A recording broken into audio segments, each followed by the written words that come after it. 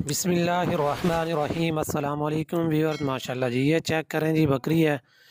कानों की length check करें, सफ़ेद आँख में बेहतरीन नकौड़, बहुत प्यारा नकौड़ है माशाल्लाह। सेकंड टाइमर है, सफ़ेद आँखें माशाल्लाह। कानों की लेंथ देखें और बहुत अच्छी हाइट और लेंथ में दूध उतारा हुआ है इसने। 4.5 माह से कुछ दिन ऊपर ही है माशाल्लाह। बेहतरीन चीज़ है, घर में रखने वाली शौक़ वाली चीज़ है।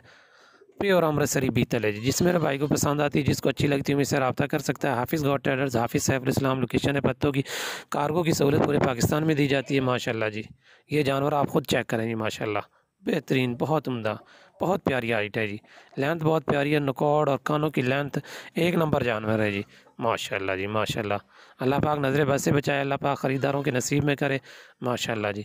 जिस मेरे भाई को पसंद आती है, मज़ीद मुझसे रब्ता कर सकता है। आपकी स्क्रीन पर मेरा नंबर शो हो रहा है, ये देखें जी माशाल्लाह। पीछे से मैं और मज़ीद दिखा देता हूँ आपको माशाल्लाह जी। ये चेक कर लें जी माशाल्लाह, दूध उतारा हुआ इसने, अभी इसने 20-22 दिन ले जाने।